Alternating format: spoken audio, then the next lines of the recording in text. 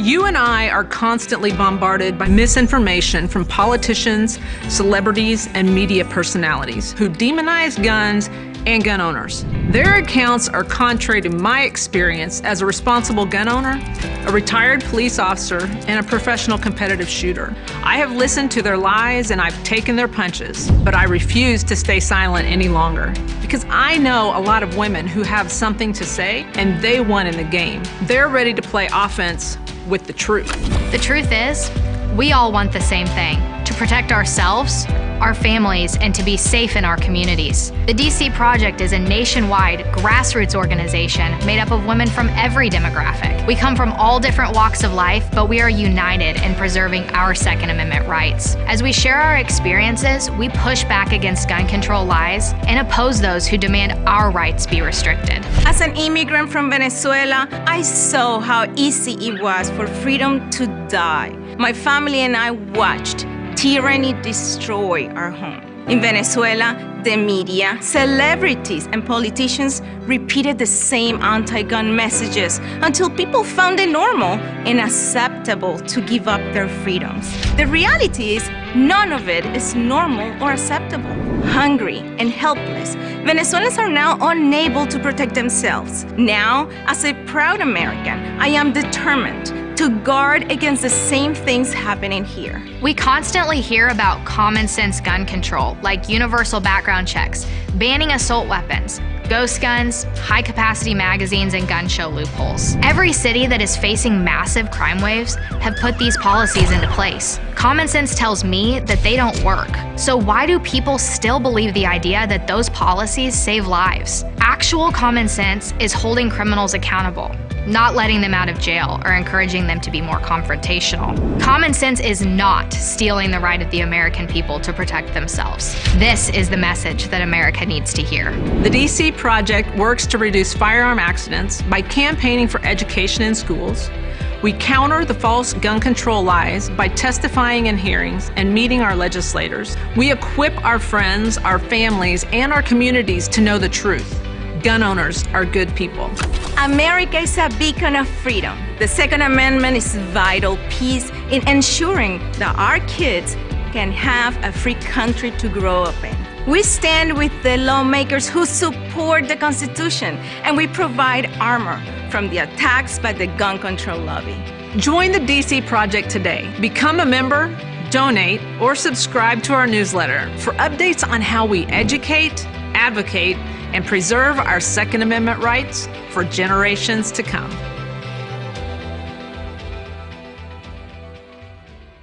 When people use a firearm in self-defense, they could be arrested or sued and face extensive legal costs. Firearms Legal Protection provides uncapped legal defense for any member who uses a legal weapon in defense of themselves or others, providing members with peace of mind in these difficult situations by covering all attorney fees and other benefits. Use code EOTT at firearmslegal.com for a discount on all membership plans. Protect yourself. We'll protect you.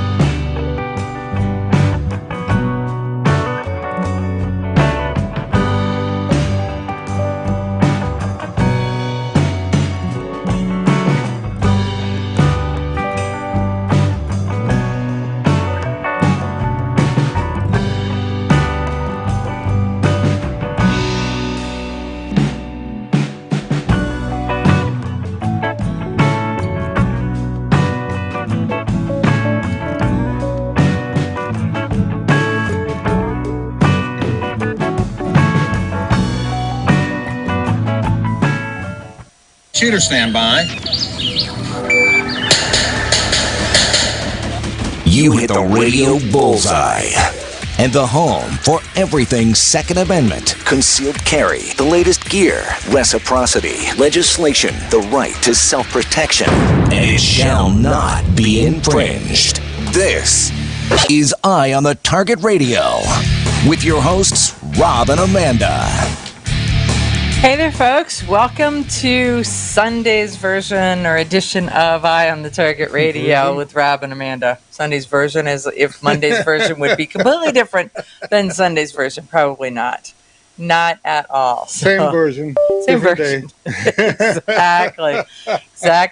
So it's going to be an interesting show today for a couple reasons. And one of them is I'm not sure if you can hear the frog that's in my voice.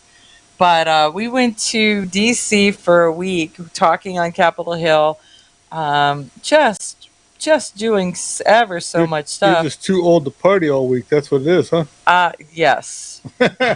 There's a lot to that. There were women from all 50 states that joined us on the Capitol Hill, walking the hill. And when we say walking, we mean walking. So I use my Fitbit, and to the point where it was anywhere from, depending on the day, anywhere from 7 to 9 miles we walked each and every day. Rent them Segways or something, or them electric bicycles. Well, they have scooters down there, and so some of our girls were renting scooters and moving around. But it's like, oh yeah, almost comical watching you try to make a scooter do its thing. Yeah. Well, we'll just say controlled crash, I think, is how they. that could be. Well, and the other part is you're like, oh, I could walk 7 miles, I could walk 9 miles, in a dress and heels or some kind of shoes that you can do the quick change. So, and lugging all of your stuff, including your laptop, and so it's it really is hiking Capitol Hill. And but it's amazing. So if you're there to see people, what do you need your laptop for? What was well, you ever hear of traveling light? Yeah, well, maybe no. you need like a can of soda and a sandwich is all you really need to have. And I didn't have a sandwich. I had a granola bar because I'm traveling lighter than you are. But no, we did the so part of some of the people are not as gun friendly as others of the people. And basically because of that and the fact that they had a 2-year lockdown, some of them said, well, I don't care if you're in DC, we'll have a Zoom meeting. And we were like, okay, well, we'll be sitting right outside your office having the Zoom meeting. So there were a few of those. So some of the, depending on who they were, some of them, there were a couple of real friendlies who said, use our office. What we're paying for is congressmen and senators that want to actually deal with the people. Well, there's some who did. There's a lot who did. And there was some who said that they never, ever closed their office. And others who still have not opened it. And well, we'll just say that it was not. If you can get a government paycheck without actually having to work, that'd be the best way to do things. I think that's. We'll not say that that's happening, but there are every inclination that could be.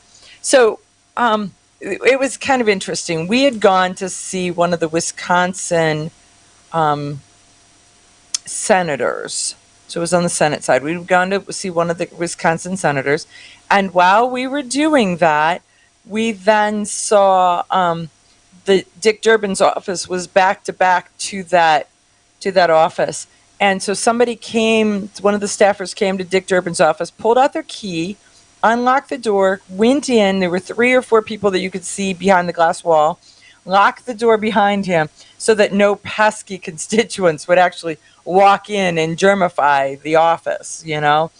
So it was interesting. Though I did hear from one of the other teams that Dick Durbin did meet with them in person, but someplace out in a bigger public space. So it's kind of weird and kind of that, but yeah.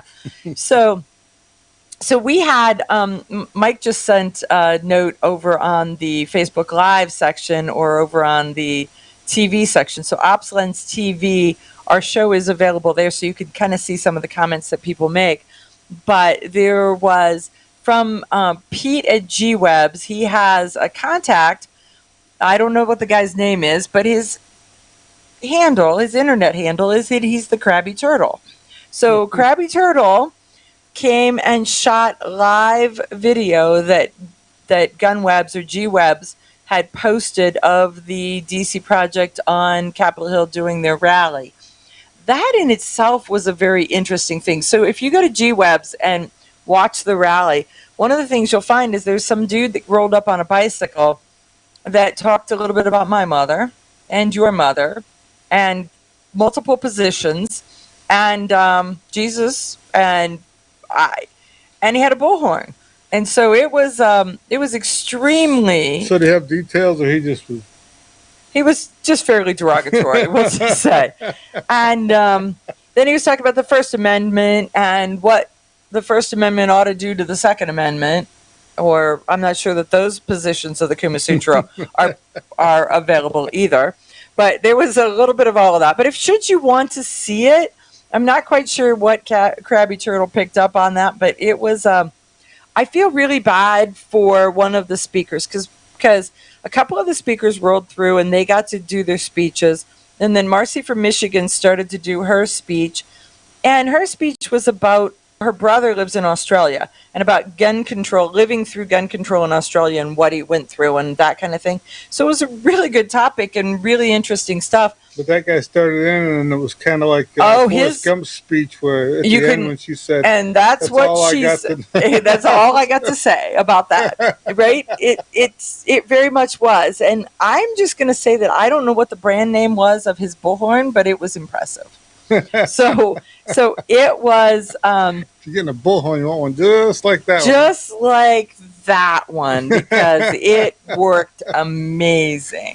So we had a battery-powered speaker system with 2 speakers and a microphone that could not keep up with his bicycle and his bullhorn on several levels. So it's a pretty interesting thing. So if nothing else, you can see some of the pantomime. You can see some of that.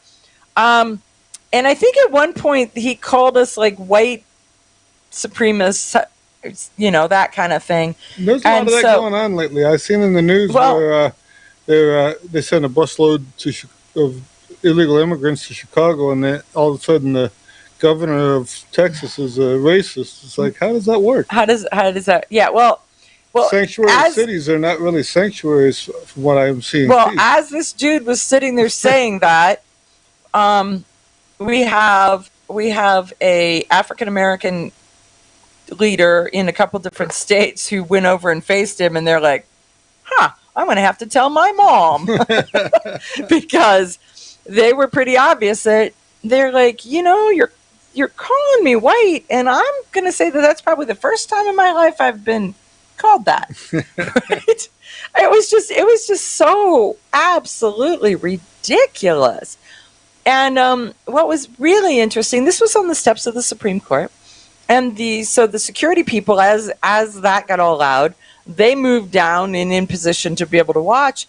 But as long as no one stepped on the marble steps of the Supreme Court, their job is to just make sure that nobody's fist met nobody's nose, right?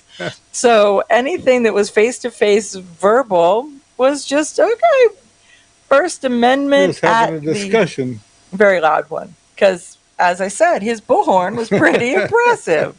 So there was some of that, and then at one point he said something about Jesus. So somebody broke into song about Jesus loves me, this I know, and it was very odd.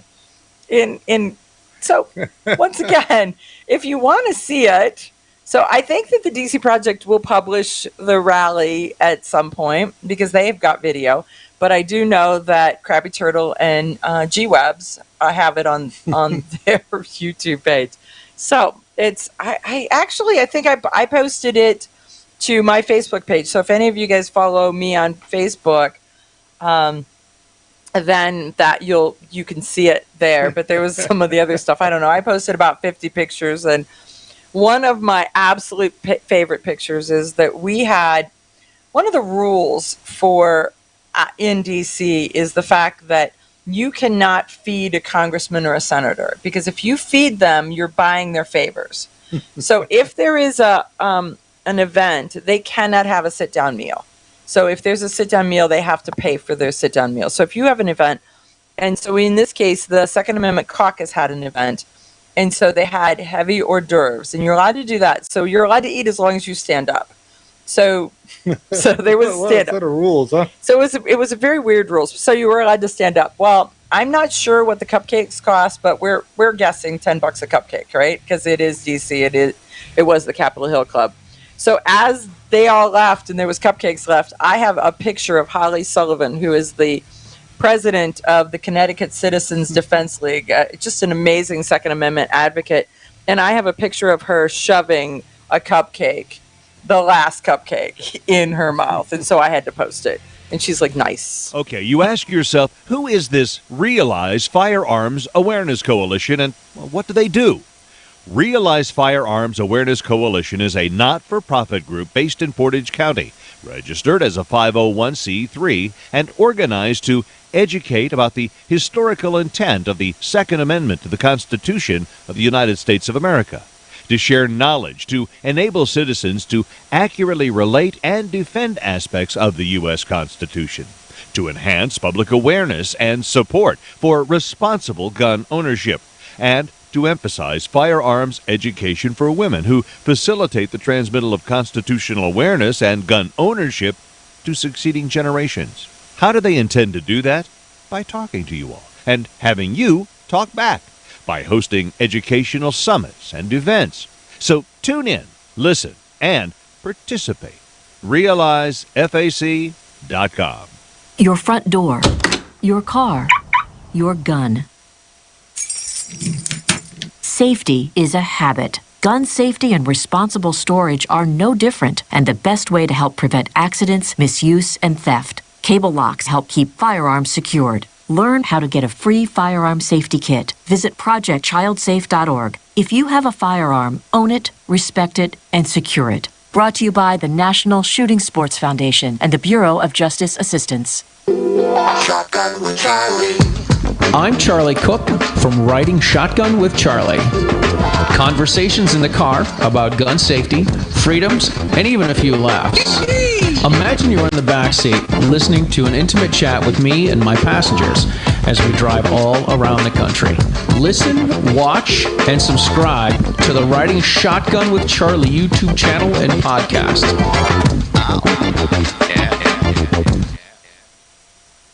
Grab your friends and head to Georgia to train with the Complete Combatant. The Complete Combatant offers a unique approach to self-defense training, layering the first signs of danger, lethal versus non-lethal decisions, and even surviving the aftermath. They offer premier firearms training with a range master certified instructor and host the top minds in our industry. See the courses offered on thecompletecombatant.com. That's thecompletecombatant.com. When people use a firearm in self-defense, they could be arrested or sued and face extensive legal costs. Firearms Legal Protection provides uncapped legal defense for any member who uses a legal weapon in defense of themselves or others, providing members with peace of mind in these difficult situations by covering all attorney fees and other benefits. Use code EOTT at firearmslegal.com for a discount on all membership plans. Protect yourself. We'll protect you. Ladies, ever wish you could find a brand that understood the difference between feminine and functional? A brand that didn't make you choose between looking good and looking tough. Check out offhandgear.com, a brand designed by a gun girl / mom that closed the gap to give you feminine, durable, functional gear. Offhandgear.com, the brand that gets you. We all know rust is bad. To help keep rust from forming on your firearms, tools, and other ferrous-based items, you want to have Rust is Bad in your gun-safe toolbox and anywhere you want to be rust-free. Rust is Bad bolsters and G-strings deposit small, safe particles that coat your rust-vulnerable items. Save your valuable items with Rust is Bad. Go to www.eyeonthetargetradio.com and follow the link for more information. That's www.eyeonthetargetradio.com for Rust is Bad.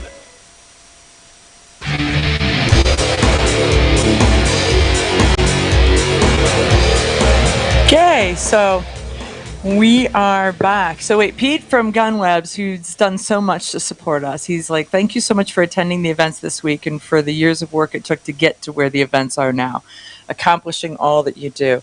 Let me tell you that you can see the relationships coming together in a manner to where people recognize people.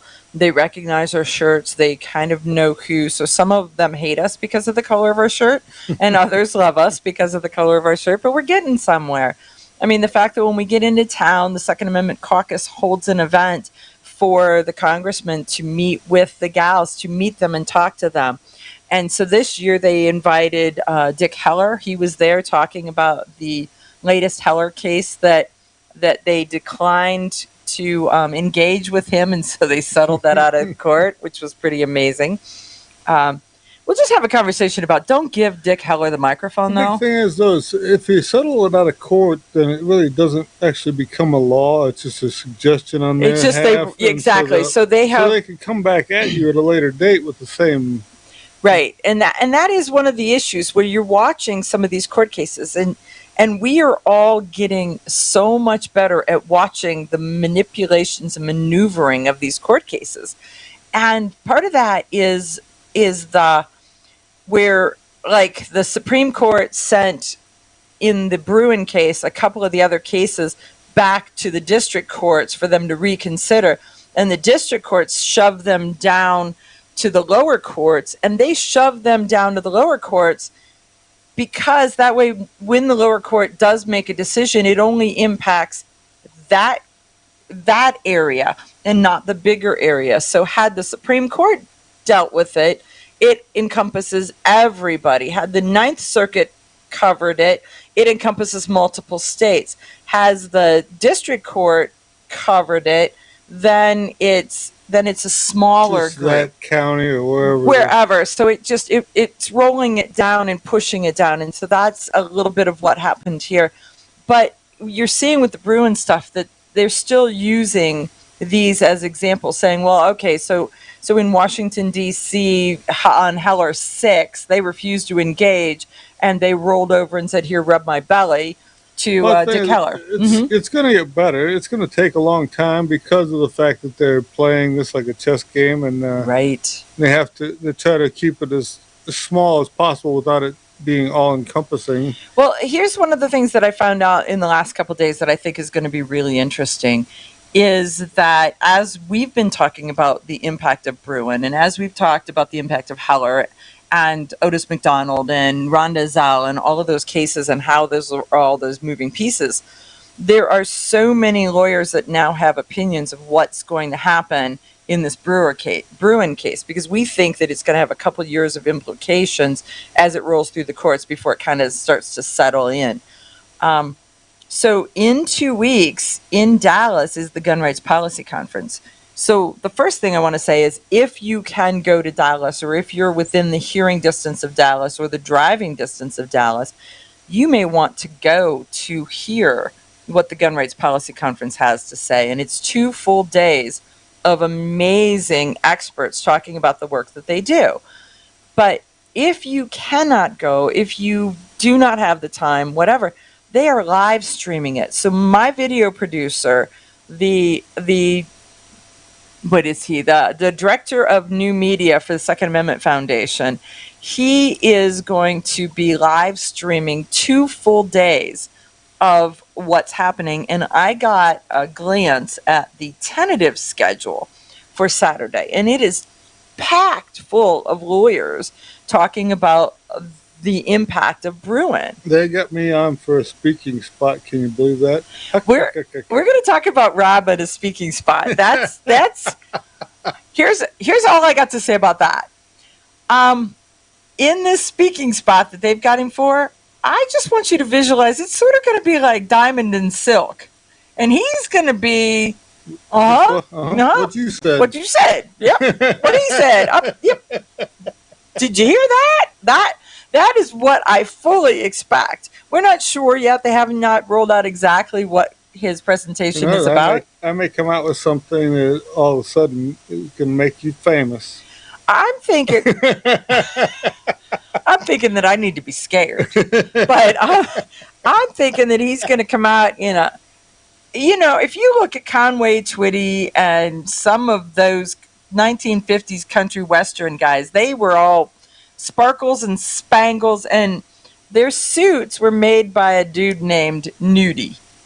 And it wasn't nude like not dressed. His last name was Nudie, so they were called Nudie suits.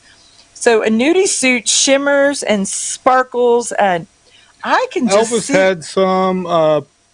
Porter Wagner had some. Right. There was a lot of them back in the day, and they are really something. I could just see you saying, "I have to give my first presentation. I think I need to go shop for a Nudie suit. So I need a Nudie suit jacket. So I am looking." Maybe just all sequins or something, so I sparkle like a. That's what I'm thinking. Diamond. Like diamond. I don't know which one is diamond, which one is silk. Do you know? No, I do not. I do not know either. I actually haven't seen them on anything in a long time, since they pretty much they're on the wrong team. When they aligned with Trump, then all of a sudden they're not. Yes, not allowed on the radio. They're not. They're not allowed to be on TV anymore. They're no longer humorous on TV anymore, where they were, and now they've been blacklisted, if you will. So yeah, no, crazy, absolutely crazy. So okay, as we were going back to talking about some of the stuff. So Pete from G-Webs is like, thanks for doing this.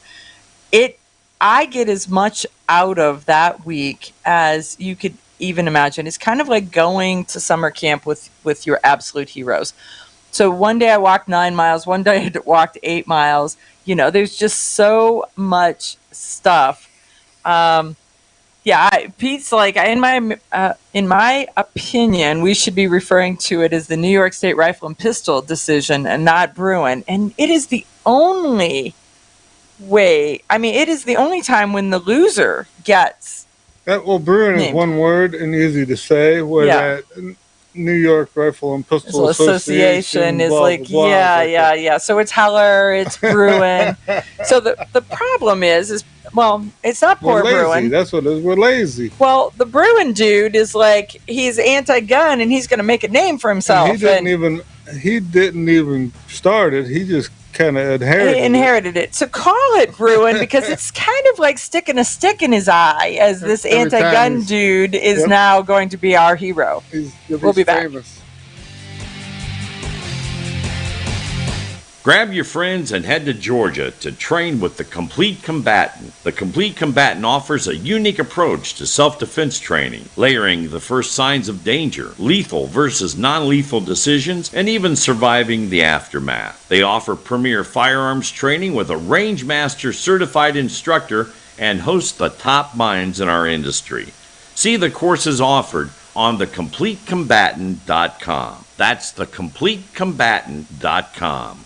When people use a firearm in self-defense, they could be arrested or sued and face extensive legal costs. Firearms Legal Protection provides uncapped legal defense for any member who uses a legal weapon in defense of themselves or others, providing members with peace of mind in these difficult situations by covering all attorney fees and other benefits. Use code EOTT at firearmslegal.com for a discount on all membership plans. Protect yourself. We'll protect you. Okay, you ask yourself, who is this Realize Firearms Awareness Coalition, and what do they do?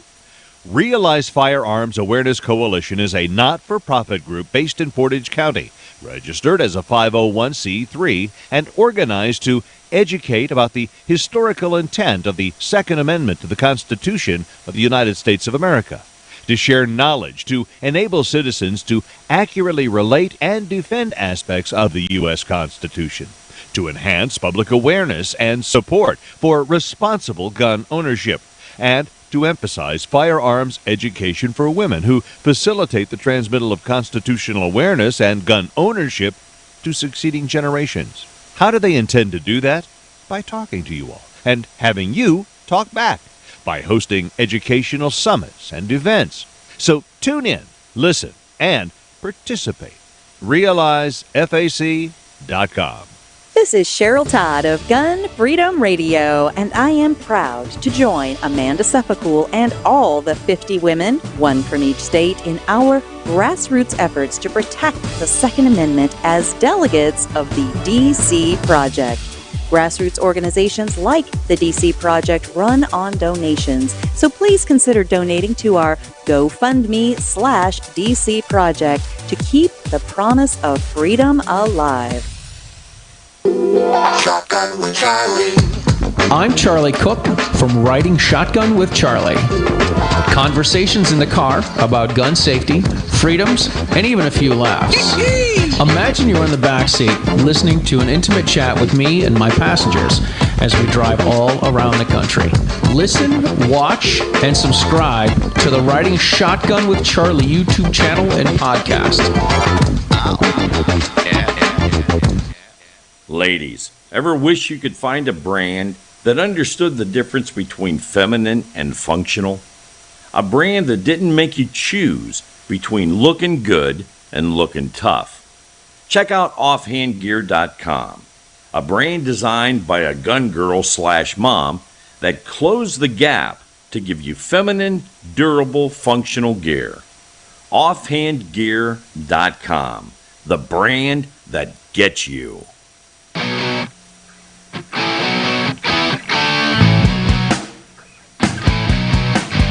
Hi, this is Paul Lathrop from the Polite Society podcast. I wanted to let you know that the show you're listening to is a proud member of the Self-Defense Radio Network. You can check out all the shows on the network by going to selfdefenseradio.net or tune in for more on Self-Defense Mondays on Karma Radio, krmaradio.com.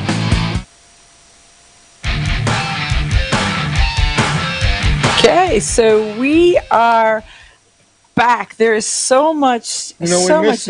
We didn't do a history section because we're living history. We are. Okay, so roll with that.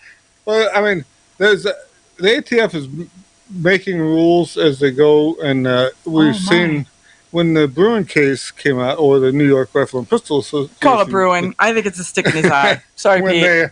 When Bruin came out, we also seen that there was one about the the EPA versus West Virginia. Right. And in that case, it says that the EPA was not allowed to make rules on their own. They could only enforce the rules that Congress made for them.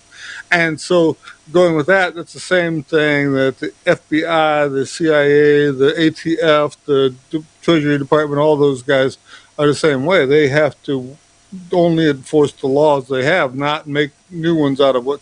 But as you're seeing, the ATF right now has got a whole bunch of new stuff that they haven't really got any new clarification from Congress. They just have decided to read it differently. Right. They're going to read it differently. They're going to interpret it differently. That is considered a law change. Just saying. So if it's legal one day and it's not legal the next day. I mean, and they'll treat you like it's illegal. So if you are shooting your bump stock or you are shooting your SIG brace on your shoulder, there's a $250,000 fine and 10 years in jail with that.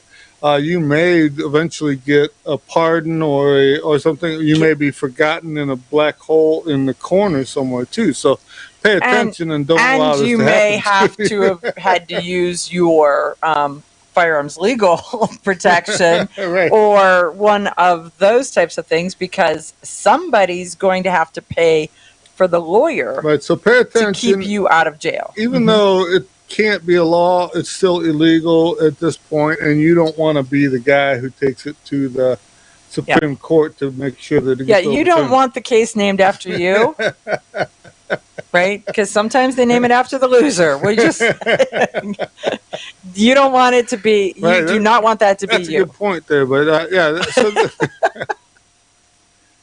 but also now we're seeing. I mean, they're after ghost guns. They don't know what actual part to say is the gun now. So pretty soon, anything. I mean, if you got a paper plate, they can almost say it's a gun. So Well, they're saying, yeah. So hashtag don't be a test case. That is exactly it, right? Somebody's got standing, and sometimes that standing is you're out standing by yourself. They're making these rules. They're trying to do different things, and so if this isn't working, they're going to Plan B, Plan C, Plan D. So you see now they've drug in some of the financial stuff. So they got the ISO standards, so the International Standards Organization. This is the group that writes all the standards on how manufacturing is done, how cars are built, how things are assembled, how medical devices are. So they're the standards organization. So they got them to be the banking standards organization. And so now they're pushing those standards. So they created this so that we can track you. So we know where you're at and we know what you're doing. We can track you. They're not allowed to track your gun sales, but they do. Right. That also is being fought in court. But now they've got it to where they can track your purchases on the credit card. Right. And they're working on trying to get some of the payment processors to not allow it to happen at all. So there was one just last week they were saying that they were able to recode everything so that they could tell what you bought. So that's basically a de facto registration scheme because they know that you bought guns on your credit card. Right. So they know you bought guns or ammo or something at a gun shop as opposed to a sporting goods store. So they can tell that you didn't buy a sailboat, you bought a Daniel Defense. Well, they don't know you bought a Daniel Defense versus a brand new Colt versus a whole bunch of ammo. But they know that you spent $2,247 at a gun shop. So chances are you didn't go in and buy a holster. Could have been a sailboat or a rifle. It was a really good holster, we'll say. Now, the sailboat, it was comfortable. It was a comfortable holster. The sailboat is going to be coded as a completely different thing. It's probably going to be coded as green energy, right? Because it's not, it doesn't use fossil fuels. That's the thing is that right now they're not really sure how they're going to do these 80% receivers, and it's not necessarily 80%. They just call them that, so they just are unfinished receivers. In the past, they were not firearms. Now, I guess they have some really goofy rules. If you buy the receiver and it doesn't come with a jig or the finishing instructions, then it's still an unfinished gun. But if you get the jig or the finishing instructions, so if they sell it as a kit, but you could be 3 line items as a purchase. It doesn't say in my thing that if you bought just a jig, if that counts as the. I mean, if you buy the jig on Tuesday and you go back and buy the 80% frames on Friday, does that put? I don't know. Is it a straw purchase if she buys the jig and you buy the rest? Right? I mean, yeah. They're gonna get down that. Yeah. For a while, they were trying to push. So if you were using, say, someone else's drill press or milling machine or something to do any of this work, that was that you guys were in business together doing it. So it's right. Then that may be a whole other thing. Well, one of the interesting things is that watch what society's doing. And there's this whole article that came out of Lee Williams, and it's in AmmoLand. And it's talking about the ATF's vague frame and receiver rules harming businesses. That's the headlines. But second paragraph starts with Grid Defense, formerly Ghost Firearms. Okay, so let's take that right there. That, to me, is a story. Because when you open Ghost Firearms, when you decide, Mom, I'm opening a business, I'm building, I got a building, I'm putting up signage, I'm ordering business cards, I'm ordering stationery, I am buying marketing and advertising and telling your friends and t-shirts and all of this stuff to get the word out that you ghost firearms exist. And then all of a sudden you use the G word. And so you're like, abort, abort, abort. I've got to go to something else. I've got to rename my company and I've got to do all the branding all over again. And so, Yehuda Reamer tells you you've got to wear your logo in everything that you do. And now you got to buy new logos. You got to buy new shirts. You got to business cards. All of that. Companies have had a name for years and years. And then we all remember Datsun changing to Nissan. It's like they said, well, that was our original name in the first place. But they spent all those years training us billions of dollars for Datsun, and then they went to Nissan, right? Exactly. I mean, and there's some companies that you see the need for them to change. There was a diet candy called AIDS, and then they named a wasting away disease out of it too. So yeah, you're gonna have to rename your company because that is not going to be good. So yeah, so it's going to be interesting to watch. They are watching you. They're watching every habit you've got. They want to know what gas station you go to. I mean, some of it is for marketing, and some of it is that they're going to know. They don't have to go in and implant a chip into you. Well, they just sell you a cell phone that already implants a chip into your back pocket. Well, and the thing, too, is they're pushing a lot of this stuff where they want to, the ATF wants to know, the FBI wants to know everything. And I seen that where somebody was trying to sell some stolen guns, and he was on Facebook Marketplace or something. Right. And they're watching that and caught him in his... Well, yeah, because Facebook has a heart attack if you just show a picture of one. If you say you've got one for sale, they're not going to be friendly about that at all. It violates their community standards, right up there. So there is that piece. And then I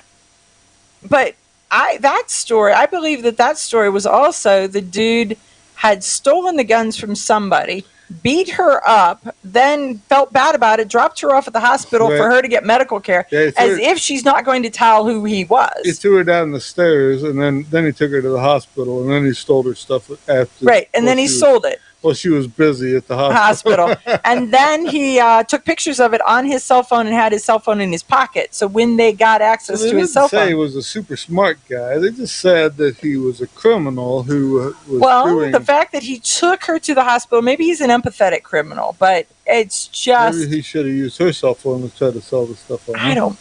I don't give them any ideas. Do not give them any ideas. But... you start to look at this and it's like, okay, that one's not hard to be a detective, right? And I think I am not a detective, but I didn't sleep at a Holiday Inn last night, but I think I got that one nailed. I can pretty much figure that one out.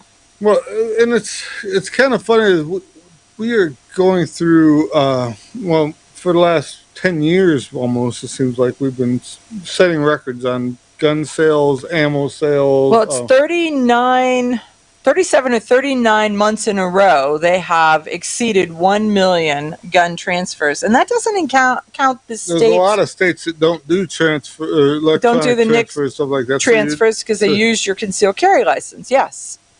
Right, and it doesn't cover a lot of private sales either because they're just. Shh! Don't tell them. They sell it to their brother-in-law. Don't tell them because that would be the gun show loophole, and they have a problem with face-to-face transfers. They don't like to call it face-to-face transfers because that sounds like you're actually just selling something to somebody that you're standing there looking at. But no, they want to call it something to where you're scared. That's the thing is that they play this word game. It's kind of like Scrabble. You get so many points for thinking up. Words have meaning, but. Right, but if you can confuse the general public and still get the meaning across, and you can say something that all of a sudden terrorizes them or scares them or concerns them. One of those kinds of things. So gun show loophole. So I get 61 points plus bonus for using it. We'll be back right after this.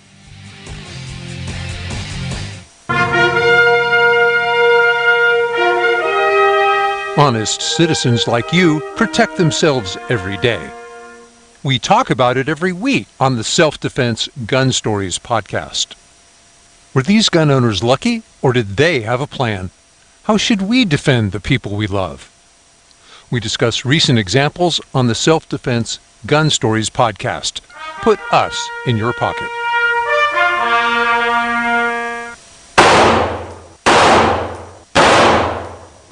Hi, I'm Janelle Westrom, owner of Davenport Guns and Davenport Shooting Club.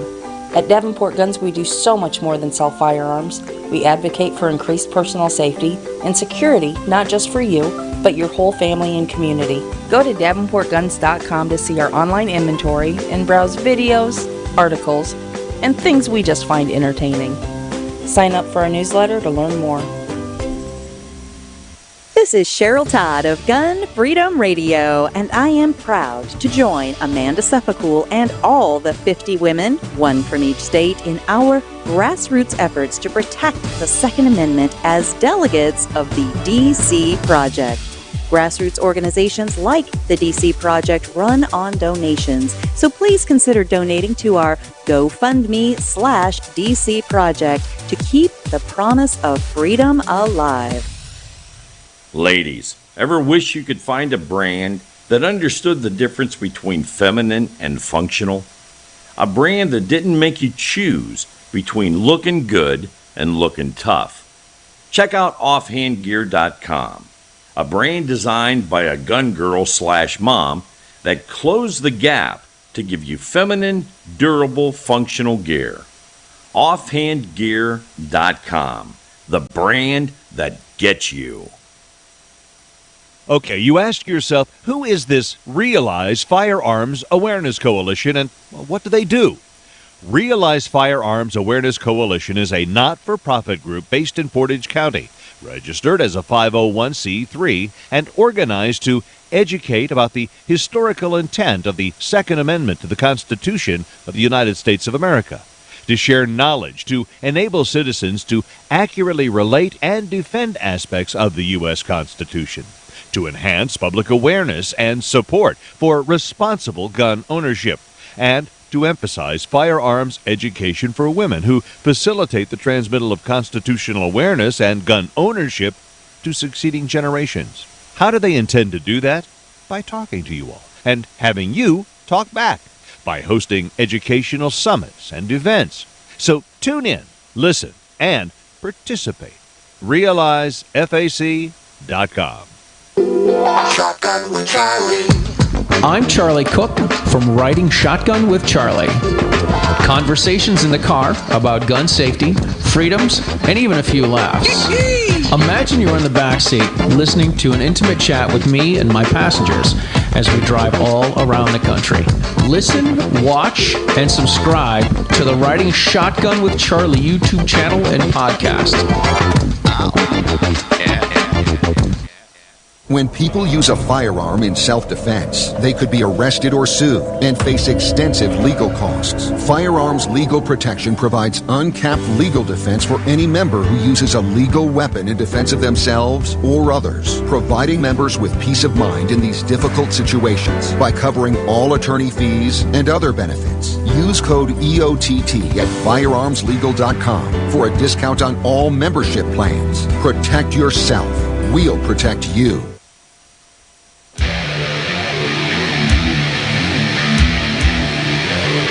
Okay, so what else do we need to talk about on the ATF? Because, man, we could either go down the rabbit hole or we could walk away from them because the thing is, we're being almost held hostage by all of these alphabet soup things. I mean, you're seeing, it used to be when I was a kid that the FBI was a big deal, and if you were premier guys, when they said something, it was like okay, we all stand behind it, we support it, we believe it, we respect it. And now it's questionable when they say something right away. You have to almost say, really, and I need more details because I'm not sure. So I feel bad for the rank and file.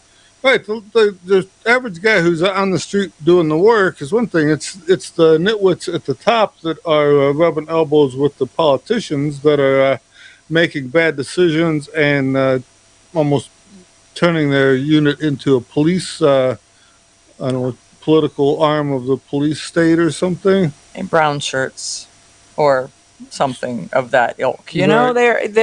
All I see is they're trying to make the country fearful of them, and they were the good guys. like the Gestapo, huh? Yes, they were the good guys, and now nobody is quite sure they are. Well, and the thing is, we've seen the last couple of years where they've actually found someone who had, say, a lower IQ than standard, and then they would try to Encourage them sway to do something. Yeah, Yes. sway them into doing something, and even provide them with the all the tools to do it. So they get a car, a van, or whatever they need, a couple of more. And it's not, and it's that, but and then they would join groups and try to get the group think to do it. I mean, look at what's still coming out on the kidnapping. When they tried to kidnap the Michigan governor, and they found out that it wasn't the nitwits that were doing it; it was the FBI was forcing them. Was leading the charge to see if they'll do it. It's like, okay, lemmings, all of us are going to jump off the cliff. You go first, right? I mean, that was sort of where that went. Come on, lemmings, let's go, everybody. I'll stand over here and make sure everybody makes it, right? I mean, that's the visual that I've got. I don't know, you know. So it's funny because Dick Heller, who can't stay out of the news for some reason. Oh, he's so funny, but don't give him a microphone. I have to say, so I have to tell this story. Why, does he cuss a lot or what? No. I have to tell this story. So it's really funny. Those of us who have interacted with Dick realize that Dick is a very deep thinker. And Dick really looks at the implications of what history has done to bring us to where we are. So when Dick gets the microphone, he tries to bring the entire crowd from the Vikings to today in one speech. As you can visualize, it's not a short speech. Right? And so he starts, and pretty soon you can see lost people. Me about 1550. Exactly. And so you're like, and he doesn't seem to have that ability to truncate this to say, when the Vikings did this, blah, blah, blah. If you want to know more about it, come talk to me or read about it. Nope, we're all going along for the journey. So he starts down this path. And so he's talking, and you can watch Thomas Massey. Eyes glaze over, and he starts to roll over. I gave him the microphone. So he's standing right behind him. So pretty soon Thomas jumps in, swoops the microphone with a thank you, hearty thank you, Dick. Go over in the corner and talk to Dick, and he will fill you in some more, because in the conversations that we had with people who interact with him, Dick will send you things, and you get reading assignments. And he will bring you along, and you will know more than you've ever thought that you could know. And it's brilliant stuff that has a legal background in all of this. But to most of us who have not delved into it at a cocktail party, this is a college level master's degree class that we're getting at a cocktail party while we're holding a drink, right? So it just is. So now it turns into this, don't give Dick the mic, right? Do not. He has filed a lawsuit against D.C. about ammunition restrictions, and they have backed down. And Right, so this was Heller's 6th. So this is the 6th lawsuit that he has filed. And yes. People should wish that he was living in New York, because Governor Hochul has got all kinds of new gun laws and ammunition restrictions and stuff like this that have gone into effect, and they're hating life, as they say it. Well, yeah. So the New Yorkers, so Hochul's rules are just kind of ugly, and so now they're trying to apply for a permit using the Bruin decision, because they're told, oh, you can apply for a permit. And then Hochul's like, yeah, but you got to have all of this, including Rob Campbell, would never get a permit in New York, because they're going to go through your social media and see if you're mentally stable. I'm I'm solid, rock solid. Yeah, except for that tinfoil hat you wear. So I believe that your tinfoil hat. The more you know, the more you know. rock solid. I believe that that your Reynolds and Company hat is going to be found to be suspect and offensive.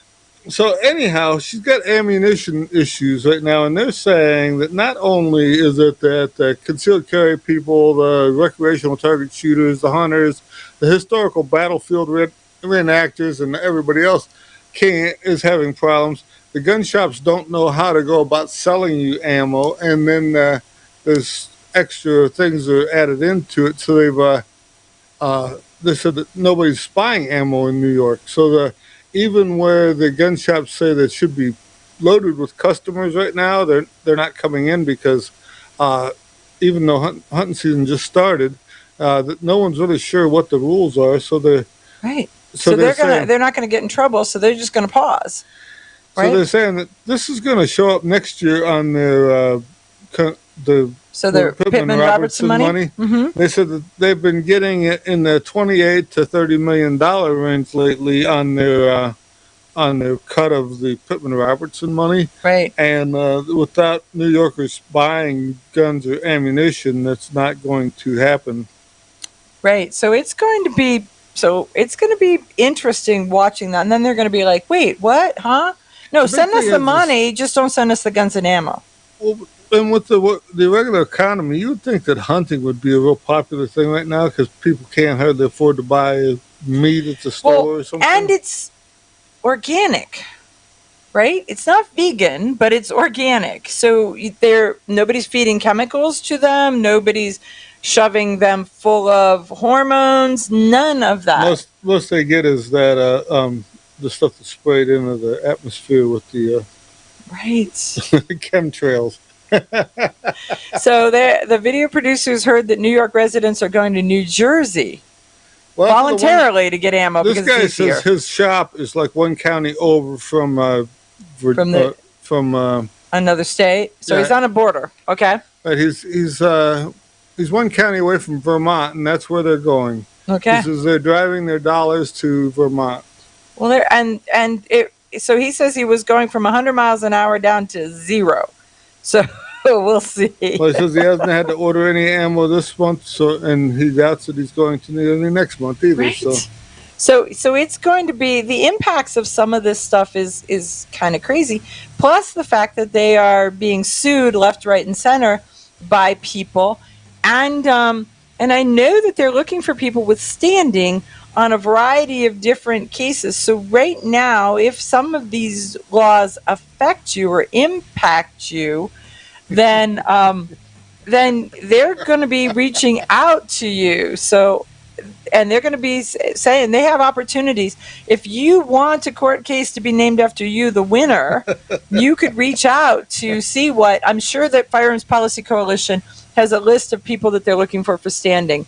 Gun Owners of America has a list of people that they're looking for standing. So there is a lot of that's happening. So we'll be back. Be famous. Okay, you ask yourself, who is this Realize Firearms Awareness Coalition, and what do they do? Realize Firearms Awareness Coalition is a not-for-profit group based in Portage County, registered as a 501c3, and organized to educate about the historical intent of the Second Amendment to the Constitution of the United States of America, to share knowledge, to enable citizens to accurately relate and defend aspects of the U.S. Constitution, to enhance public awareness and support for responsible gun ownership, and to emphasize firearms education for women who facilitate the transmittal of constitutional awareness and gun ownership to succeeding generations. How do they intend to do that? By talking to you all and having you talk back, by hosting educational summits and events. So tune in, listen, and participate. RealizeFAC.com. When people use a firearm in self-defense, they could be arrested or sued and face extensive legal costs. Firearms Legal Protection provides uncapped legal defense for any member who uses a legal weapon in defense of themselves or others, providing members with peace of mind in these difficult situations by covering all attorney fees and other benefits. Use code EOTT at firearmslegal.com for a discount on all membership plans. Protect yourself. We'll protect you.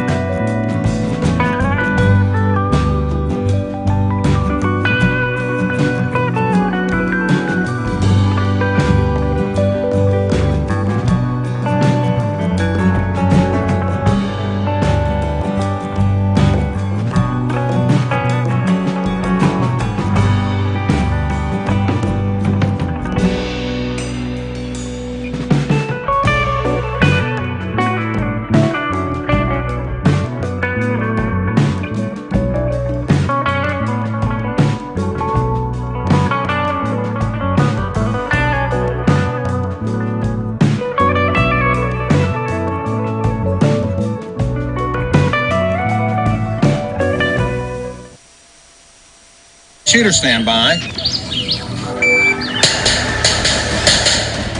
You hit the radio bullseye. And the home for everything Second Amendment, concealed carry, the latest gear, reciprocity, legislation, the right to self-protection, and it shall not be infringed. This is Eye on the Target Radio with your hosts, Rob and Amanda. Okay, so welcome to hour 2 of Eye on the Target Radio. So in case you don't know it or you didn't know it, we not only do radio, it then gets put into podcast, so you can catch it if you miss the radio or you're just tuning in. We have it available on podcast, and we are also on-demand TV. So you can catch us on OpsLens on your Roku, Apple TV, Fire Stick, whatever those smart TV vehicles are. There's an OpsLens channel, and we are on Facebook in that same aspect. So you can find us in a wide variety of places. As they say, we're everywhere. So, got it. So, okay, so what's your favorite story of hour 2? Well, there's one where Marjorie Taylor Greene was mean to people. Can you imagine? So okay, so what do you got? She was at a rally, and somebody was going off about gun control, and she told him to move to a country where they can't have a gun, and the whole world is an all-you-can-eat buffet of government. She said. So like I said, you guys should move to some country where you can't have guns. The whole world is an all-you-can-eat buffet of governments. Move to one that fits your beliefs. And they're like, no, that is not what we want to do. So what's really funny is there was an article that recently came out that said that Marjorie Taylor Greene physically beat up her staff. And so then the police, because obviously Marjorie's been swatted a couple times. We've seen that in the news just recently, where they've got her address and they just keep calling the police to her address saying that she's trying to shoot people. So they went to her staff, and there's nobody on her staff that has reported anything. And they're like, the reporter never talked to anybody. They got it from an what do they call it? A confidential informant. So the confidential informant says that they know the facts. They probably all went to an MMA thing so they could practice a little bit to see what they would get. What was I don't know, but when you look at Marjorie Taylor Greene, she does one of the exercise programs. I don't know which one. She is absolutely buff, right? So there's a spot where it doesn't matter who was in the room; she could take them all. So if she did punch you right in your nose. You know it? You're going to know it, because she could probably do that at the same time she's doing pull-ups up on the bar at the top of the wall, right? I mean, she just is really, really in shape. So, yeah, so they sure don't like her. Well, we were there at the hotel. I came out of the hotel, and the Teamsters were having some kind of a conference, and a lot of them were staying at our hotel. The Teamsters? The Teamsters. It's probably something to do with that train thing that I don't know. They were supposed to be going on strike, and then the governor or the president got them to delay it until after the midterms. So that people don't have a bad taste in their mouth when they can't buy groceries or any of that stuff. Or travel on their trains. So it could be. So AOC was standing in our front yard, in the front plaza, whatever, not the front yard, because there is no yard. It's DC. It's all concrete. And so she was there at our hotel talking to the Teamsters. Well, I'm going to say that if we get a grudge match between Marjorie Taylor Greene and AOC, somebody's going to get pummeled. We'll just say that pummeling will potentially take place. Commence. There is that. And so one of our listeners is like, confidential informant is we made this up, right? So that's how that works. The thing is, Ted Cruz has been on 100 different things saying that he's not for more gun control. He believes that we need our gun for. I mean, his family came from Cuba. They've seen things happen at that end. He really kind of understands it. And so he understands it. And so now they're saying that some of these people had sent him some pictures of... Well, the parents of one of the gals from, one of the students from Uvalde, the parents brought with them to Ted Cruz's office in a meeting with Ted Cruz a picture of the little kid's casket. And they showed it, and they were like, when they laughed, it didn't change his mind. Well, they're shocked that it doesn't change Cruz's mind about this. It should change his mind. Well, I think the part they don't understand, and the reason that I pulled this story, is they don't understand that pro-gun people and anti-gun people are all offended by the children's death. They're all opposed to someone, to some evil monster who would kill children. And if you disarm the populace, then it makes it easier for other people. And I hear people say, "Oh, well, if they get rid of all the guns," it's like, but they wouldn't, because some security guards would have it and police would have it. Well, and even when they got rid of all the guns, they wouldn't get rid of all the knives. And if they got rid of all the knives, they wouldn't get rid of all the forks and all the stabby things and all the criminals tend to steal things. So whether they get them from the police or from a museum or something, and then. Also, too, there's some people who are just dedicated to their cause, and so they'll reinvent the wheel and make their own gun at that point. Right, and I mean, and it doesn't have to be a gun. I mean, because when you're invested on murder, the guy in Japan who had shot that. He used a 2x4, and some electronic stuff that he was working on. They don't have guns in Japan, or almost don't have guns in Japan. And it's not normally their way of doing things. They prefer to knife you or hack you with a sword or something. But so this guy was somewhat out of the norm, but he was able to do it even nonetheless. And right. But now, see, that would be the next thing. But going down this path saying, let's get rid of all the guns. So if we get rid of all the guns, then let's get rid of all the knowledge of how to make a gun. And then let's get rid of the ability to regain the knowledge of how to get a gun. So that means frontal lobotomies for all. Well, we had the other, where they were making pressure cooker bombs at the Boston. The pressure. The Boston Marathon, and then the Boston Bomber massacre. That's you're not going to get rid of evil. You have to deal with it as it comes through, and just by somebody saying, "Well, we should do this," doesn't necessarily mean it's a good idea. Exactly. So that, I mean, it amazes me that I feel bad for Senator Cruz, because people come and they've got a mindset in both ways. Everybody is anti-murder. I mean, that's the part that I think the anti-gun folks miss. You always want to try to help somebody, so no matter how hardcore you are, or how cold-hearted you are, or you sound like you are, yeah.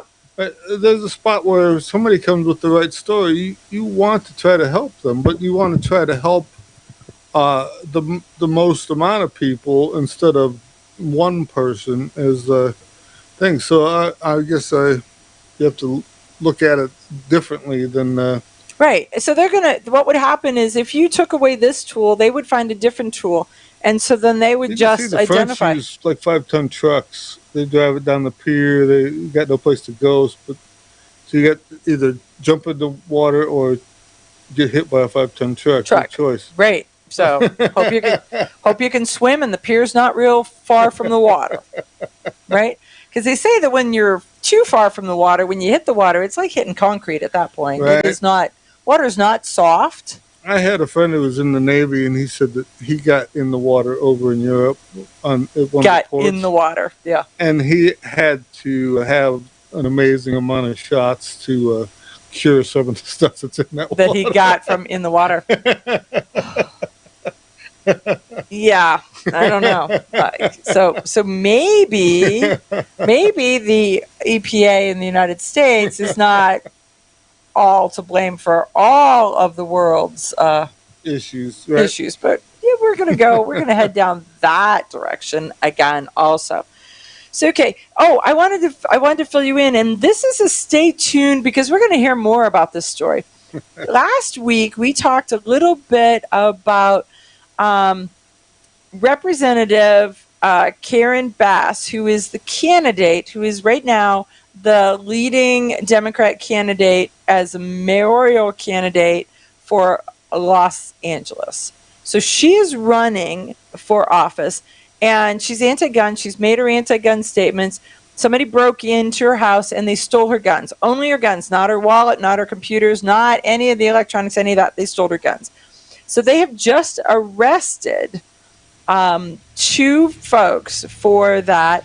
And so now we wait to see if her guns were as secure as she's trying to pass laws and legislation about forcing us to have them secure. But she's not going to tell us how secure her guns were.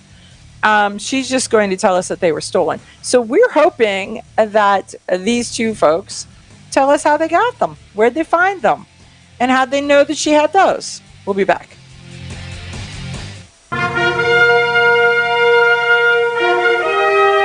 Honest citizens like you protect themselves every day. We talk about it every week on the Self-Defense Gun Stories podcast. Were these gun owners lucky, or did they have a plan? How should we defend the people we love? We discuss recent examples on the Self-Defense Gun Stories podcast. Put us in your pocket.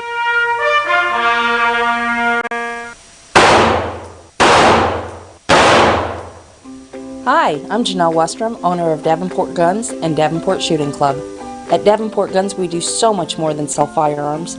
We advocate for increased personal safety and security, not just for you, but your whole family and community. Go to davenportguns.com to see our online inventory and browse videos, articles, and things we just find entertaining. Sign up for our newsletter to learn more. Your front door, your car, your gun. Safety is a habit. Gun safety and responsible storage are no different, and the best way to help prevent accidents, misuse, and theft. Cable locks help keep firearms secured. Learn how to get a free firearm safety kit. Visit projectchildsafe.org. If you have a firearm, own it, respect it, and secure it. Brought to you by the National Shooting Sports Foundation and the Bureau of Justice Assistance.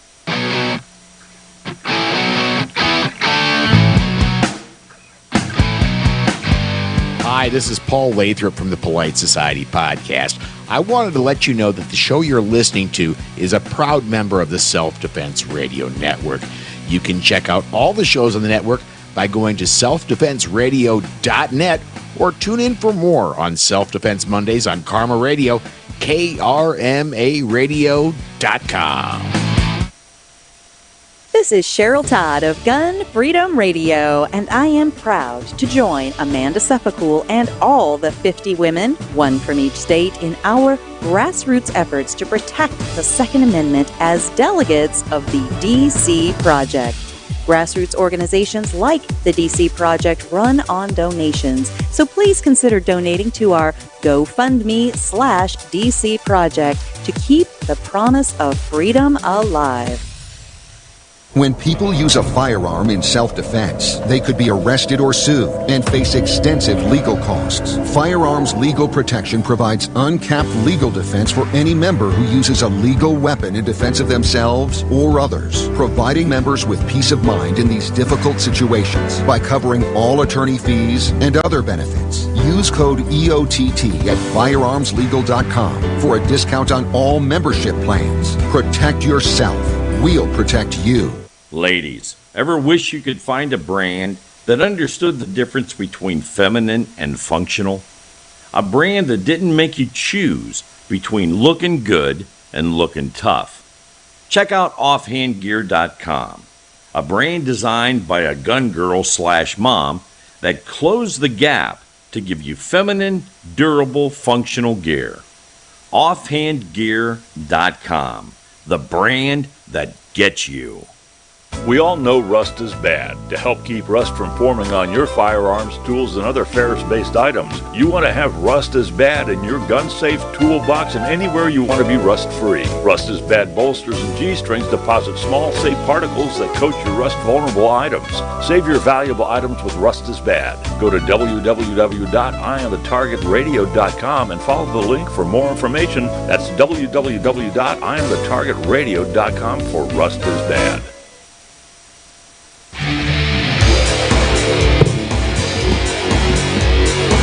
Okay, so back. I broke my car, and I'm making Rob try to fix it online while we're in commercial break. So if there's a little pause, it's because I'm making him be I'm making him be the backyard mechanic in the studio.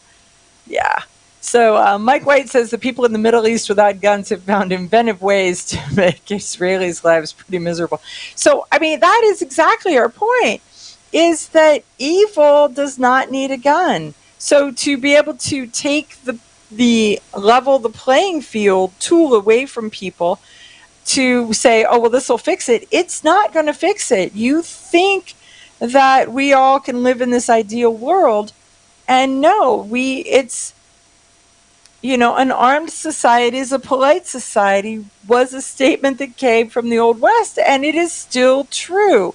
And so when they know, the bad guy knows that there's no repercussions, it's much easier for them to be even more of a bad guy. Why do you think that gun attacks happen in gun-free zones? They know they cannot be attacked. They cannot be fought back against. Why did the clown-haired guy in Colorado drive past 3 theaters to go to the theater that he chose? Because it had gun-free signs. That's the part that you want to be able to say, can you not hear me? Do you not understand what this means? Where people who are law-abiding make themselves a victim in the fact that they won't cross these lines that are invisible, drawn lines from... So once in a while, I mean, I think that just recently the guy had a gun at the mall and he wasn't supposed to have one, and correct. Was able that to, was Indiana. Well, they kind of didn't bother mentioning about it was the fact that he had the gun. It wasn't illegal. It was just against the mall rules. So it's impolite, not illegal. Okay. And so the media tried to start by saying it's illegal, and the police chief is like, yeah, no, this is really sort of a suggestion. And should they catch him, they can ask him to leave. And if he doesn't leave, then they can say, you are now breaking the law. Right? But up until then, it's just kind of like, most people don't spit on the sidewalk. That would be another rule. Wash your hands when you're done with the bathroom. That's another one of those societal rules. There's public expectations of rules. And he broke one of them. But because he broke that one, there's people alive. So imagine. Right. So that's the thing. I just seen that they started to mention that, and then it kind of went away right away. Oh, yeah. There was a whole lot of reasons why they went away with that. Went away from that. So, hey, let's talk a little bit about, we are in a couple weeks going to Gun Sight for training. Oh, boy. Yeah. So I've got the logistics all figured out. We're going to make it. We're going to do it. We'll see what happens. But you're not only flying with your gun, you're flying with my gun. Because I'm not traipsing my gun all over the country first, I think. So anyhow, I think. You sure? No, not positive. No, not absolutely positive, but there's that. But anyhow, we are going to Gun Sight, and I want you, to understand that there's a difference between the organization Gun Sight and the organization Front Sight. They're both training organizations, and one of them is in financial trouble, and one is not. So, did you know that there was a difference? I didn't really know that there was two. That there was 2 different ones. So there are 2 different ones. It's kind of funny. I knew someone who works at Front Sight, and I never put it together that there was... I would imagine that there's a lot of them, and some of them are kind of top secret. I mean, Ohio has one down in the Dover area that's a... that's not TDI. TDI, huh? TDI is down south. Down Cincinnati-ish. right? Right, between Dover and Cincinnati, somewhere in that neck of the So, but it's woods. not hidden. Their goal is not to have it hidden because they want people to know and pay but them. I mean, that's so there's there's a lot of them. If you live in that area, you know the ones that are local to you. But you don't know all of there's only a couple that are like major players that are known by everyone around the country. Right, and you say, "Oh, I'm going to this," and they're like, "Oh, I'm jealous." Right. Well, and Gunsight made themselves famous because Jeff Cooper was a kind of a showman, and he showman, show off, all that. Yeah, all that. But he was also really good at what he did, and he understood. So he could show off, and right. I mean, it's not bragging when you can do it. Right. There is that, and he understood that there is a portion of training that is that just is the positive experience. So it's sort of like going to. You go to watch Jerry Micklick shoot, and Jerry shoots so good and so fast, you really can't see what's going on. Right. But you want to shoot like that. Right. I don't believe that most people will ever shoot like that. Like that, exactly. But so if you went to a Jerry school and Jerry just did, here, I'm going to beat on you until you shoot like that, you're not going to have a good time because each time you did it, you would fail. So you try, you fail, you try, you fail, you try, you fail. You're not in the meantime, leaving. You would get better. You just wouldn't get to that better. But you still would not leave with a positive emotional experience. You would leave with I'm better than I was, but I still suck. Right? So I thought that was a positive. Yeah, but most people end with the I suck part. I just don't suck as bad as I used to suck. But so instead, Jeff Cooper taught them to say, I suck, but I'm better than I was, right? So they end with the better part, and they have this positive experience. And so he puts positive experiences in amongst these educational and learning tools as part of his showmanship. So that's the baseline of kind of some of what Gunsight did or does. I think they call it diplomacy when you can tell someone where to go and they look forward to the trip. Exactly. Right. All about, that. Well, anyhow, Front Sight, on the other hand, was the organization that had lifetime memberships. And so you paid X number of dollars, you got a lifetime membership, and then to make it a little easier and have somebody to go with, you had other memberships that you could gift or sell to somebody else as part of this. And so they were like they thought that they could make it up in volume and upselling on other stuff. Well, it didn't work out, and Front Sight got into financial distress. They were trying to make themselves a country club of guns, and that didn't happen either. And so they declared bankruptcy in May of 2022, and right now there is a new group who is trying to bring it out of that, and it's called Prairie Fire. So Prairie Fire is stepping in, trying to bring Front Sight out of bankruptcy, and the people with lifetime memberships, there's a plan for them. Grab your friends and head to Georgia to train with the Complete Combatant. The Complete Combatant offers a unique approach to self-defense training, layering the first signs of danger, lethal versus non-lethal decisions, and even surviving the aftermath. They offer premier firearms training with a Range Master certified instructor and host the top minds in our industry. See the courses offered on thecompletecombatant.com. That's thecompletecombatant.com. When people use a firearm in self-defense, they could be arrested or sued and face extensive legal costs. Firearms Legal Protection provides uncapped legal defense for any member who uses a legal weapon in defense of themselves or others, providing members with peace of mind in these difficult situations by covering all attorney fees and other benefits. Use code EOTT at firearmslegal.com for a discount on all membership plans. Protect yourself. We'll protect you. Okay, you ask yourself, who is this Realize Firearms Awareness Coalition, and what do they do? Realize Firearms Awareness Coalition is a not-for-profit group based in Portage County, registered as a 501c3, and organized to educate about the historical intent of the Second Amendment to the Constitution of the United States of America, to share knowledge, to enable citizens to accurately relate and defend aspects of the U.S. Constitution, to enhance public awareness and support for responsible gun ownership, and to emphasize firearms education for women who facilitate the transmittal of constitutional awareness and gun ownership to succeeding generations. How do they intend to do that? By talking to you all and having you talk back, by hosting educational summits and events. So tune in, listen, and participate. RealizeFAC.com. Ladies, ever wish you could find a brand that understood the difference between feminine and functional? A brand that didn't make you choose between looking good and looking tough. Check out offhandgear.com, a brand designed by a gun girl / mom that closed the gap to give you feminine, durable, functional gear. Offhandgear.com, the brand that gets you.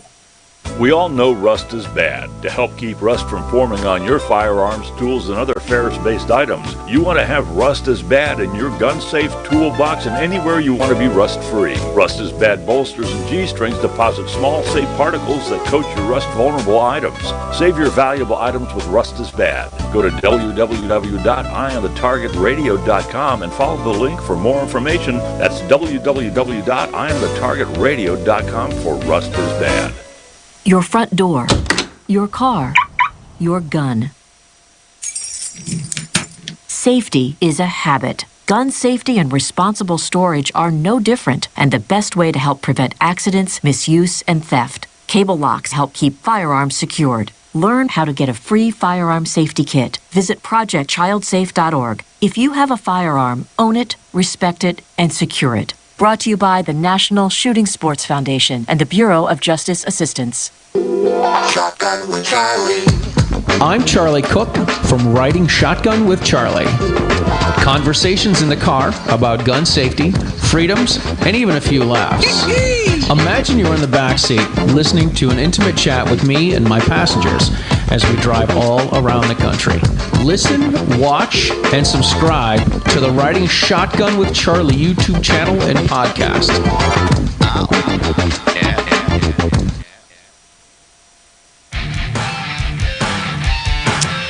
Okay, so we are back, and Rob asked me questions like I ought to know all the answers. So what's the big gun show out of California? Something of the West. So somebody will know. Somebody. Like Gateway of the West or something was the name of it's I think it's the Wanamakers. Okay, Wanamakers is the Tulsa show, is it not? Yes, but I think that they do one in California. Okay. And they were doing it at a city venue, like the state fairground. Oh yeah, I remember that story now. They made them stop. And we don't want your kind they were allowed here. To, and, Well, now there's some stuff going on in Kansas, where of all places. So this is a Cam Edwards story, and it makes a lot of sense. So it's the Topeka Gun and Knife Show that took place at the Stormont Vale Event Center.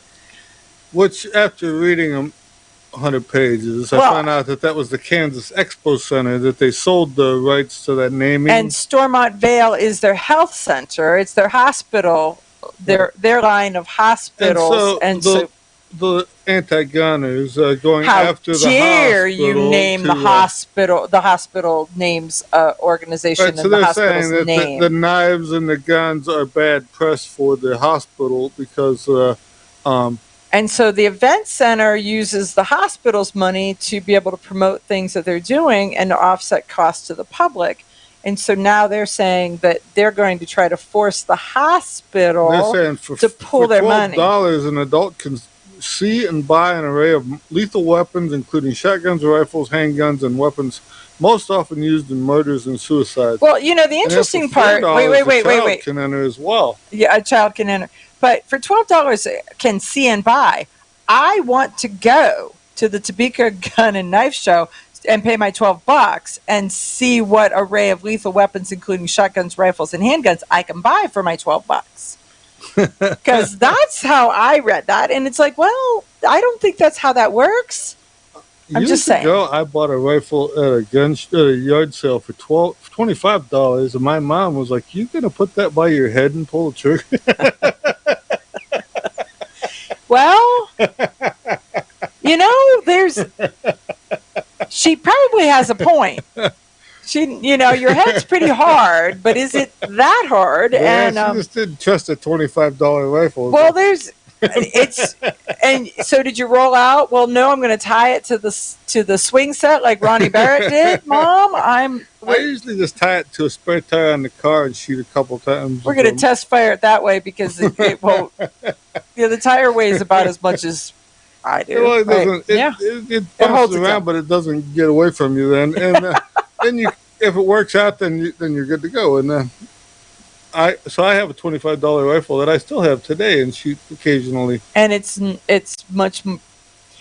So it looks like a $25 rifle. Oh, okay. I was going to say it's undervalued, or no, it's not. Its price point was priced accordingly. It just functions. Somebody took a hacksaw and they cut all the wood off it to make it look like a deer rifle, and they didn't do a very good job. So aesthetically pleasing is not in its vocabulary. So seriously, they cut like all the knobs and lumps? They cut the forearm off real short and stuff. So they were trying to make a sporter out of it at one time or another.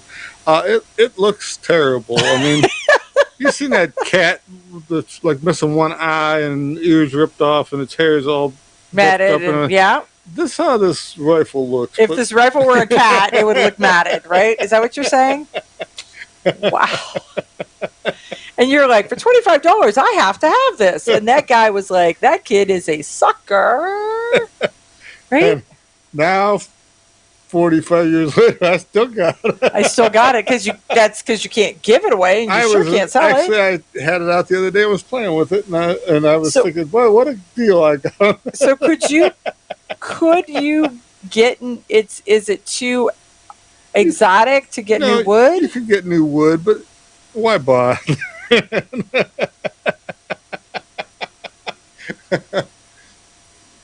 Crossroads of the West is what Pete says. Yeah, so that was what he was trying to remember was Crossroads of the West. I knew it was something of the West, and I couldn't remember what it was, but I know that they were renting the fairgrounds in San Francisco or something like this, in Sacramento, and then they got bumped out because of political wrangling, and then they were able to his head is solid, rock solid. There you go. That would be, I'm gonna say that earlier in the show Rob said he's solid, rock solid, and so far that's come back twice to haunt him. And I believe it's going to be a tag, kind of like I'm Bond, James Bond. I'm solid, rock solid. Too bad I sent your bio in for GRPC because I could add that you're solid. I did, folks. Rob lets me have artistic license with a lot of stuff. I could just imagine what you sent him. So I put together his bio and I ended it with the fact that he wears a tinfoil hat. Yeah, so Pete's saying Battlefield Vegas, if they'd have bought Front Sight, it could have really created another level of firearms tourism. Yeah, so instead it looks like, when you read the article that's out there about the stuff that's happening, Prairie Fire is, they're doing multiple levels of things. I mean, they look like they're trying to take the highest road of the high road to do stuff with it. I know a lot of people who've gone to Vegas with that Battlefield and shoot the machine guns and stuff like this. And right. A lot of people want to fly in the helicopter and shoot the gun. A lot of people want to shoot a tank. I want to drive a tank. I do. I think that would be so much fun. And if you could drive a tank and then blow something up while you were moving, that would be... Like my friend says, if you want to shoot the gun, it costs you this much. If you want to shoot something with the gun, it's going to cost you this much. I want to be driving the tank, shooting the gun, and blowing something up. Right, so shooting the tank costs this much, and if you want a Toyota to shoot at, it costs this much more. Right. It's sort of like when you're going on the exotic hunts, and you have to shop for, are you going to buy the little beige doe thing, or are you going to go for the gazelle, or are you going to go for the big spotted monkey safari? Or well, yeah, no, I think they pay you to go on a monkey safari because monkeys are evil little. They are not. They're absolutely not good. Do you know the other day I was reading a story about somebody who had a emotional support marmoset that anytime anybody went near the person, all the kids were like, "Ooh, monkey!" and then the monkey would bite them. So, so it's if you can't have a gun, maybe you need an emotional support. I monkey. know my aunt had a capuchin, and it was lightning fast, and it looked cute, like an organ grinder monkey. It was adorable looking. It was evil with a tail. It really was. It would bite you just as soon as look at you. I am not a monkey fan based on emotional lifetime stories of having to take the monkey for a walk and the monkey not wanting to go for a walk and the monkey ending up on my head telling me why he wasn't going for a walk. So I may say that part of why he had its tail wrapped around my neck. It was pulling my hair and it was screaming. It was traumatizing. We'll just say. So when people are like, "Oh, look at the cute monkey," I'm like, "Yeah, my mom says I'm not allowed to say those words." That's what I think of the cute monkey. We'll just go from there. So okay, so what do we got next? Well, there's a gun shop who found out that they couldn't renew their license for one of their locations in Morgantown. Right. So it's the Big Daddy but it's part of Big Daddy Unlimited, and Big Daddy Unlimited is kind of a big deal, and so their landlord decided that they don't like. We don't like your kind around here. They terminated their lease agreement, and they said that it's because they got a small, overwhelmed with calls from a very small group of individuals. So okay. So Aunt Fanny called 417 times a day, and they decided that they're going to listen. And they're saying the reason is because the store is too close to the school, but they're saying that's an irrelevant issue. It really is. But this is a lesson to y'all, and that is the squeaky wheel gets the grease. And Aunt Fanny with her phone on redial. Not in my neighborhood thing. Right. I mean, you're seeing it right now where they sent that busload of Martha's Vineyard to Martha's Vineyard, and not in their neighborhood either. Apparently, they hired the National Guard to move them out quickly and put them in a military encampment or something. So that's going to be. And then they're saying how the other state was at fault for doing this. Even. We could get into that, but that's not our kind of show. But when you say you're a sanctuary, that kind of has meaning. Makes you wonder, though, there's a lot of places that said they were a Second Amendment sanctuary. Do we get the same kind of backing from them as we do? So do we bring guns to them and see what they say? Or I don't know. But I mean, do you trust them, or are they just... and that's... They're just liars who are lying out of their liar hole, right? You're lying liars out your liar hole. But bingo. So when they say, "Oh, well, we have laws, but we're a sanctuary city, so we're going to ignore all those laws. So don't worry about the laws. Just keep doing what you're doing. Don't worry about the laws." That's kind of like what Dick Heller got with his thing from where they just dropped their lawsuit and let him ride for now, and then they'll come back at him later. They'll be back at him later. And it's like, no.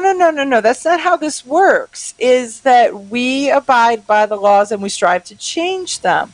So change the law, because otherwise it will make you miserable, because all of a sudden you'll get a new guy who says, "Oh, well, it is the law. I don't see it that way. We're enforcing this, and you are in violation of the law." So that's that piece of it. So I don't know. I don't know where I was going exactly with that, but we changed the law. We do not just stop and say it's okay to ignore it. We got to go. Hi, I'm Janelle Westrom, owner of Davenport Guns and Davenport Shooting Club. At Davenport Guns, we do so much more than sell firearms. We advocate for increased personal safety and security, not just for you, but your whole family and community. Go to DavenportGuns.com to see our online inventory and browse videos, articles, and things we just find entertaining. Sign up for our newsletter to learn more.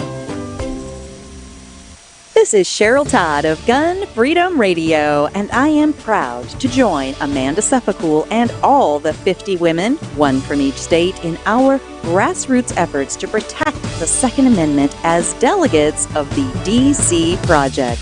Grassroots organizations like the DC Project run on donations, so please consider donating to our GoFundMe/DC Project to keep the promise of freedom alive. Ladies, ever wish you could find a brand that understood the difference between feminine and functional? A brand that didn't make you choose between looking good and looking tough. Check out offhandgear.com, a brand designed by a gun girl/mom that closed the gap to give you feminine, durable, functional gear. Offhandgear.com, the brand that gets you. We all know rust is bad. To help keep rust from forming on your firearms, tools, and other ferrous-based items, you want to have Rust is Bad in your gun-safe toolbox and anywhere you want to be rust-free. Rust is Bad bolsters and G-strings deposit small, safe particles that coat your rust-vulnerable items. Save your valuable items with Rust is Bad. Go to www.eyeonthetargetradio.com and follow the link for more information. That's www.eyeonthetargetradio.com for Rust is Bad. Okay, you ask yourself, who is this Realize Firearms Awareness Coalition and what do they do? Realize Firearms Awareness Coalition is a not-for-profit group based in Portage County, registered as a 501c3 and organized to educate about the historical intent of the Second Amendment to the Constitution of the United States of America, to share knowledge, to enable citizens to accurately relate and defend aspects of the U.S. Constitution, to enhance public awareness and support for responsible gun ownership, and to emphasize firearms education for women who facilitate the transmittal of constitutional awareness and gun ownership to succeeding generations. How do they intend to do that? By talking to you all and having you talk back, by hosting educational summits and events. So tune in, listen, and participate. RealizeFAC.com. Your front door, your car, your gun. Safety is a habit. Gun safety and responsible storage are no different, and the best way to help prevent accidents, misuse, and theft. Cable locks help keep firearms secured. Learn how to get a free firearm safety kit. Visit projectchildsafe.org. If you have a firearm, own it, respect it, and secure it. Brought to you by the National Shooting Sports Foundation and the Bureau of Justice Assistance. Grab your friends and head to Georgia to train with the Complete Combatant. The Complete Combatant offers a unique approach to self-defense training, layering the first signs of danger, lethal versus non-lethal decisions, and even surviving the aftermath. They offer premier firearms training with a range master certified instructor and host the top minds in our industry. See the courses offered on thecompletecombatant.com. That's thecompletecombatant.com.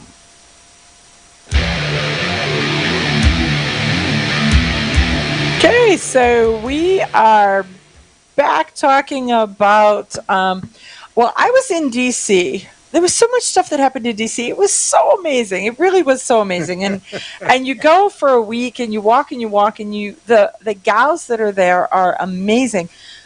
Did I say amazing? Because they really, so it is like the connection that you make with these gals about the things that they are doing and where they are doing it. Well, the thing is, they come from every different state, and they have they're all basically doing the same thing. So they're at the state house, they're doing different things, and so here you got 50 Class A personalities that clash together. Well, there is a little bit of that. There is a little bit of that. But the other part is that everybody's on their best behavior, so that's good, and they're not all pushy there, and that's good. They try to keep it to a minimum. They try to be like, okay, I'm either the leader or the follower. Tell me which role I'm in, and I'll do that because I have that ability. I just need to know, because if there is no leader, they all are, right? So there's that piece of it. Oh, yep. Now all of a sudden, boom. But no, the Second Amendment Caucus had a cocktail party, and Eric Pratt from Gun Owners of America was there at the cocktail party, and that was where I wanted to tell you, because Gun Owners of America has become extremely active in this Bruin lawsuit filing everywhere. So not only is Firearms Policy Coalition extremely active, and Second Amendment Foundation extremely active, and the NRA extremely active. Now Gun Owners of America is I mean, you're seeing their lawsuits left, right, and center. So what's happening here with Pennsylvania's preemption law and the fact that GOA noticed? Well, they have a preemption law, which is one thing, and so all of the people on the eastern part of the state who say that doesn't apply to me because Philadelphia thinks that they can pass their own laws, even though so preemption means that the state laws are states' rights, state laws. They are the premier laws. And so Philadelphia is like, yeah. You're not talking about us. You're really not, because we're special. It says preemption means that a local government cannot pass a gun law on its own. Mm-hmm. And the state that has preemption, those gun laws have to come down from the state. And that helps with if you travel around inside the state, because otherwise every city has its own little rules and regulations. Right, and then you can't have pink guns in this one, and you can't have 22s in that one, and this one over here doesn't like long barrels, and that one over there doesn't like a certain amount of bullets and certain calibers, stuff like this. So it says preemption exists to keep people from being able to keep track of all the gun control laws in various different towns by having them come from the state. But these guys, they just keep passing laws. Ohio has preemption, and they were smart enough to put in the penalty and saying, when you lose, you're paying the court cases for both sides. You're paying all the legal fees. And so for both Cleveland, sides. not being smart enough to understand it, this is like their fourth one that they've lost so far. So they're paying like $500,000 a crack at to have a hard head. Because they have a hard head. So on September 12th, a Philadelphia Court of Common Pleas judge issued a decision denying a permanent injunction in a case involving Philadelphia's ban on making homemade firearms. So Gun Owners of America and 4 citizens of the city of Philadelphia had filed the suit, and so the judge is really ignoring preemption. They're ignoring Pennsylvania's laws. Imagine. So you're going to hear more and more about Pennsylvania's activist judges on a couple different fronts. And the Second Amendment is one of those fronts. And there's laws, but then there's these judges that refuse to go with the law, and then they're like, well, they don't really mean that. And so we're going to end up, this Bruin is going to end up having back at the Supreme Court to have someone slapped around a little bit. Clarence Thomas is going to spank y'all. And that is going to be, you thought that we sat around drinking soda and eating popcorn when the first one came out. As he starts to just spank people with his amazing vocabulary of what he is thinking, it's going to be great. There's huge changes in store. Pay attention, folks. It's coming. The other thing is it's ours to give away. They have said that if it was not on the law in 1790, it's not constitutional. So we are a group of people who have been under the thumb of law enforcement for years. Right. So does anybody have a machine gun that has not been registered? I don't want to know this, but I want to know, but I don't want to know. Anybody have a machine gun that's not been registered with the U.S. government? Because now you officially have standing to take on the NFA. But should you lose, you go to prison. But should you win, you are going to have a bill named after you, a law named after you, and you're going to be a hero to the American people. That would be the problem with trying to take on the NFA, because right, there's a lot to this, but also in the meantime, they're going to come at you with we need some controls, we need laws, we need this. We need laws that treat criminals as criminals. Oh, you mean criminal reform? Wait, you don't need crazy laws person. that treat guns as criminals. We need laws that treat criminals as criminals. And you crazy person. That is crazy talk. That is absolutely crazy talk. It's there. We just have to make sure we do not give it up. Exactly. Yeah. If So you win, you get to use your machine gun. well, that would be it. But if you lose, man, I mean, that I don't know. I don't know how they're going to find somebody with standing for that unless they go after it on a suppressor side. Who's already arrested for it, and then they can fight. Then they can use that case, because otherwise it's not anybody who's going to, or I'm not going to volunteer to take one for the team, is what you're saying? Think about it. Who potentially has machine guns that they don't want to declare? Most of them are going to be 770,000 of them supposedly. But most of them are going to be vets and like of the American Legion and the VFW halls and places where stuff got shipped That's back. not what they would say. They're going to tell you that they're gangbangers that are riding around in low-riding cars and with tattoos on their face and stuff like that. Yeah, and I'm not thinking that. I am not thinking that is a real possibility. I believe it's a 400-year-old man who can't make his way to wherever he buried his machine gun once he figured out that he knows he's not allowed to have it. And one hopes that before he dies that he tells somebody what the secret combination is to all the pieces so that it can be put back together. But there are so many people who say, oh, I have got this, and it's like, don't say anything about that. Just do not say anything about that. Right, or they're wrong. Taken apart, or their grandpa took a file to it because that would make it so much better. We had dinner with a guy who was having that conversation, and Rob is like, it is either broke or it is illegal. And the fact that it is broke means that it now functions as if it's illegal. So it is illegal. So it's illegal whether it's illegal or broken and illegal. So you have an option of trying to fix it, identify that and fixing it, then it's not illegal. But otherwise, it's illegal. So stop telling people and figure out how to fix it. That would be where that conversation is, because the more people you tell, pretty soon there's somebody telling somebody about something. You'll end up losing Grandpa's gun. And somebody will tell about it on the radio. Yeah.